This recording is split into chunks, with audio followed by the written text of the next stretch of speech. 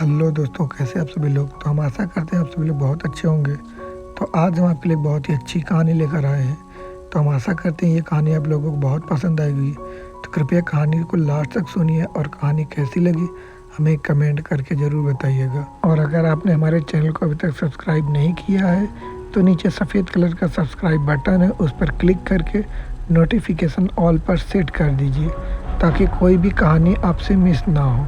तो चलिए कहानी को करते हैं स्टार्ट। तलाकशुदा अनुपा अपनी ज़िंदगी दोबारा शुरू करना चाहती थी, मगर जब मनीष नाम के शख्स से उसकी शादी की बात चली तो फिर क्या हुआ कि उसे शादी से ही नफरत होने लगी। अनुपा बहुत देर तक जीवन साथी की वेबसाइट पर कमल का प्रोफाइल चेक करती रही। कमल का 3 वर्ष पहले डाइवोर्स हुआ था और उसका 12 साल का बेटा था। अनुपा का खुद विवाह के 5 वर्षों के बाद ही अपने पति से अलगाव हो गया था, मगर डाइवोर्स की प्रक्रिया इतनी लंबी थी कि पूरे 7 वर्ष लग गए। आज अनुपा 38 वर्ष की हो चुकी थी, मगर शरीर की बनावट के कारण वह 30 वर्ष से अधिक की नहीं लगती थी। घर में उसके भाई बहन सब अपनी अपनी जिंदगी में व्यस्त थे। बूढ़े माता पिता को अनुपा के पास छोड़कर वे अपने कर्तव्यों की इतिश्री कर चुके थे। मम्मी पापा भी जब तक सब रिश्तेदारों के सामने अनुपा की जिम्मेदारी का दुखड़ा रोते थे, मगर कौन किसकी जिम्मेदारी उठा रहा है यह बस अनुपा ही जानती थी। कभी मम्मी का डॉक्टर से अपॉइंटमेंट होता तो कभी पापा का। बड़ी बहन और छोटा भाई भी छुट्टियों में आकर मम्मी पापा की खैर खबर ले लेते थे, मगर अपनी प्राइवेसी में वे उनका दखल नहीं चाहते थे। आज मम्मी पापा ने फिर से अनुपा के लिए एक रिश्ता ढूंढ कर रखा था, मगर अनुपा कैसे अपने मम्मी पापा को समझाए कि वह दोबारा शादी के बंधन में नहीं बंधना चाहती।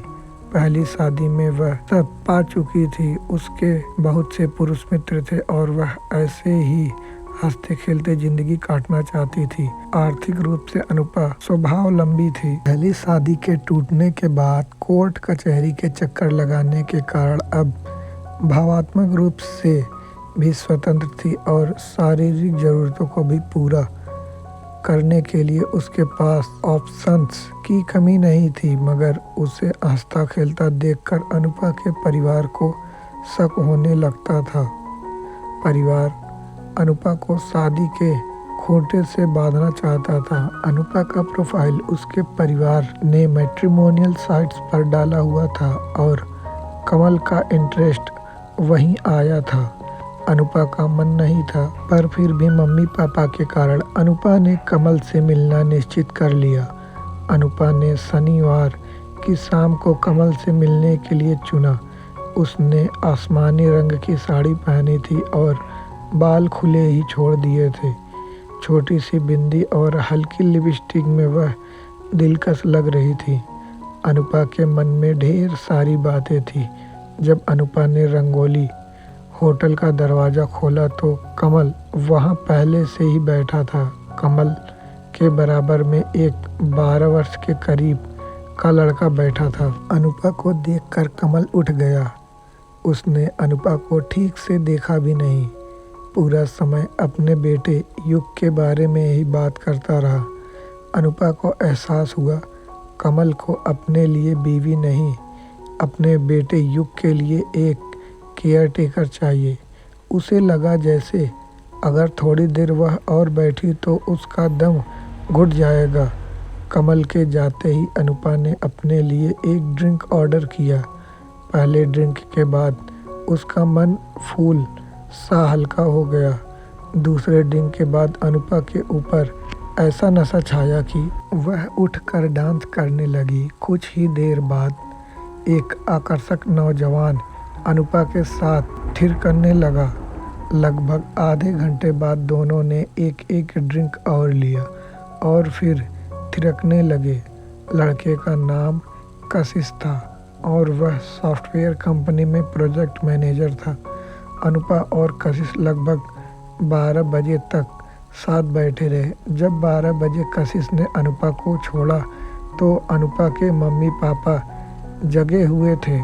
मम्मी चहकते हुए बोली, कैसा रहा? अनुपा बोली, कुछ नहीं, उसे पत्नी नहीं अपने बच्चे के लिए माँ चाहिए। पापा बोले, तो ठीक है ना, तुम्हें भी माँ कहने वाला कोई मिल जाएगा। अनुपा मुस्कुराते हुए बोली, मुझे बेटा नहीं जीवन साथी चाहिए। इससे पहले मम्मी कुछ बोलती, अनुपा ने दरवाज़ा बंद कर लिया। कपड़े बदलते हुए कशिश के कॉम्प्लीमेंट्स याद करके मन ही मन मुस्कुरा उठी। आज की रात बेहद हसीन थी। अभी बेड पर लेटी ही थी कि कशिश का मैसेज आ गया। वह अनुपा को दोपहर लंच के लिए इनवाइट कर रहा था। अनुपा जब अगले दिन लंच के लिए तैयार हो रही थी तभी मम्मी बोली, मुझे थोड़ा जहर दे दे अनुपा। तू क्यों नहीं अपना घर बसाना चाहती है? क्या इस उम्र में तुझे कोई राजकुमार मिलेगा?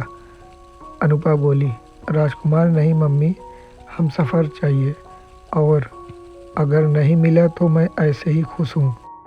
करवाहट के साथ बोली, न जाने कौन होगा तेरे ख्वाबों का राजकुमार। रिसंतरा में कशिश पहले से ही बैठा था।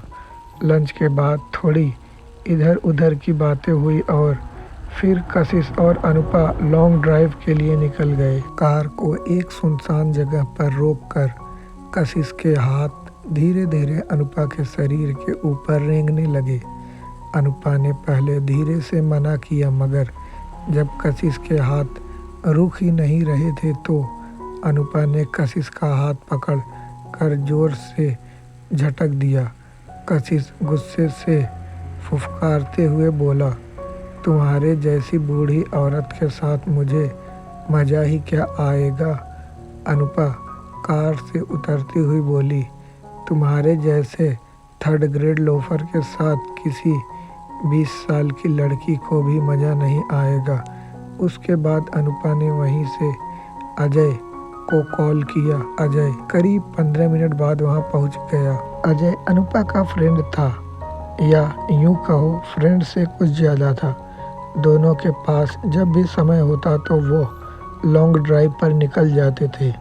अजय एक तरह से अनुपा का पार्ट टाइम हस्बैंड था। अजय का भी अपनी पत्नी से कुछ वर्ष पहले अलगाव हो गया था, मगर अजय और अनुपा दोनों ही एक बार शादी का लड्डू चखने के बाद दोबारा उसे खाकर अपनी ज़िंदगी खराब नहीं करना चाहते थे।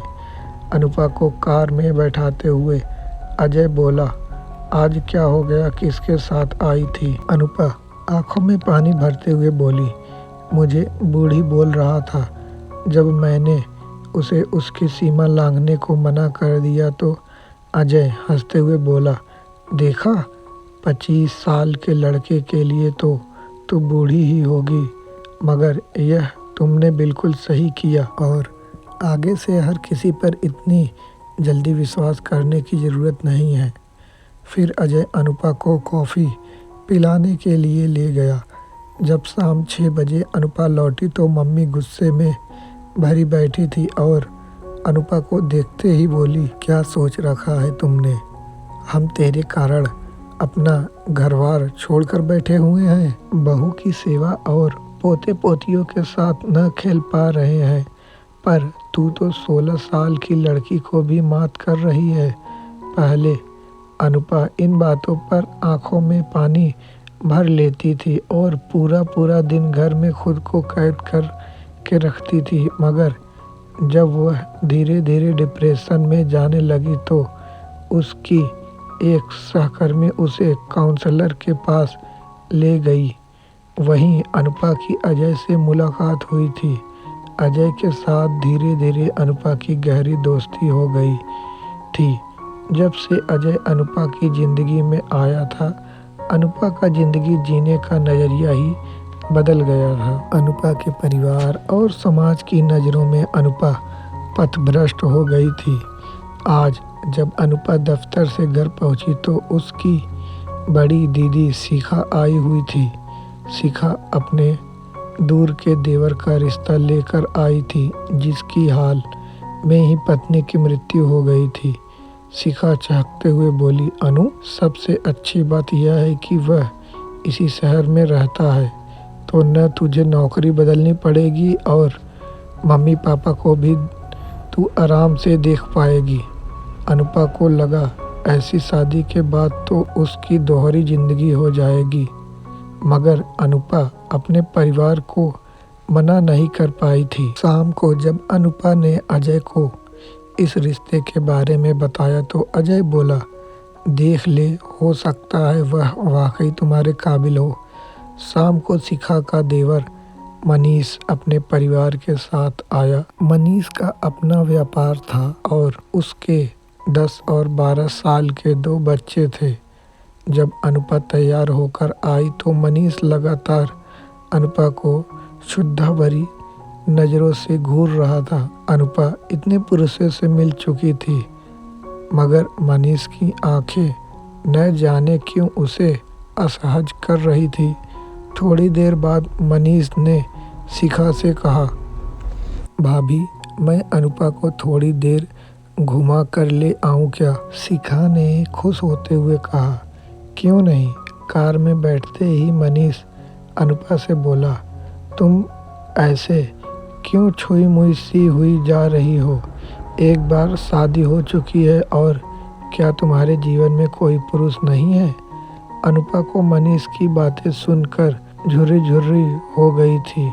फिर धीरे से मनीष ने अनुपा की थाई पर हाथ रख दिया। अनुपा का मन वितृष्णा से भर उठा। उसने ऊंची आवाज में कहा, मनीष, कार रोक दो। मनीष गुस्से में बोला, सब पता है, तुम्हारी जैसी औरतों का 36 जगह मुंह मारने के बाद मेरे सामने सती सावित्री बनने का नाटक कर रही है। अनुपा बिना कोई जवाब दिए कार से उतर गई और सामने वाले कैफे में बैठ गई। बार बार अनुपा यही मनन कर रही थी कि क्या शादी वाकई उसके लिए ज़रूरी है? क्या वह ऐसे लोगों के साथ अपनी ज़िंदगी बिता सकती है? जब शाम को अनुपा घर पहुंची तो शिखा दीदी गुस्से में बोली, इतनी मुश्किल से मैंने मनीष को मनाया था, पर तुम्हें तो शायद चिड़िया की तरह हर डाली पर फुदकने की आदत पड़ गई है। तुम घोंसले कैसे बना सकती हो? इधर मम्मी पापा का भी इमोशनल ड्रामा शुरू हो गया था। हम अपना घर द्वार छोड़े बैठे हैं, अनुपा ने शांत स्वर में कहा। मम्मी पापा, आप कुछ दिनों के लिए दीदी या भाई के यहाँ चले जाएं। आप मेरे बारे में चिंता ना करें। मैं अपनी ज़िंदगी अपने हिसाब से गुजारना चाहती हूँ।